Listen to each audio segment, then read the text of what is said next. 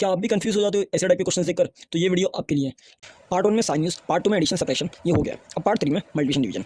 Multiplication division और fractions में हम लोग को दोनों के 3 पार्ट देखने हैं। जैसे मल्टीप्लिकेशन के 3 पार्ट है, वैसे डिवीजन के भी 3 पार्ट होंगे। अब मल्टीप्लिकेशन के अंदर अगर फर्स्ट पार्ट देखो तो a upon B into C upon D है। सारे चीज़ अलग अलग है, न्यूमरेटर डिनोमिनेटर अगर सेम भी होता तो कोई इशू नहीं है, क्योंकि यहाँ पे मल्टीप्लिकेशन सामने सामने होता है, a into C B into D. ठीक है, इसको हम लोग क्रॉस मल्टीप्लाई नहीं बोलते हैं।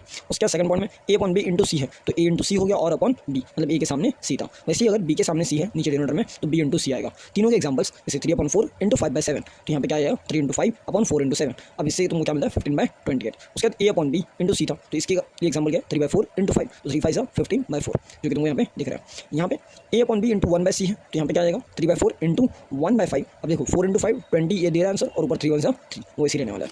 अब डिवीजन की अगर मैं बात करूँ तो डिवीजन में भी 3 पार्ट है। फर्स्ट पार्ट में 2 फ्रैक्शंस को ऊपर नीचे रखने के बाद क्या होता है, इसको हम लोग इस फॉर्म में लिख सकते हैं क्योंकि ये डिवाइड हो रहा है इससे। लेकिन डिवाइड हम लोग सिंपली करते नहीं है, इसको चेंज करेंगे लोग मल्टीप्लाई साइन में, और जैसे मल्टीप्लाई करोगे तो इस फ्रैक्शन का रेसिप्रोकल, यानी जो डिनोमिनेटर में है वो न्यूमरेटर में जाएगा और जो न्यूमरेटर में है वो डिनोमिनेटर में, जैसे डी अपॉन सी हो गया। इस कारण से अब देखो फिर से मल्टीप्लाई जो कि हम लोगों ने लास्ट टाइम किया, तो a इंटू डी और b इंटू सी। उसके बाद अगर इसका एग्जाम्पल देखें तो फ्रैक्शंस उस हिसाब से लिखे हुए, डिवीजन में फॉर्म करना है और फिर सीधा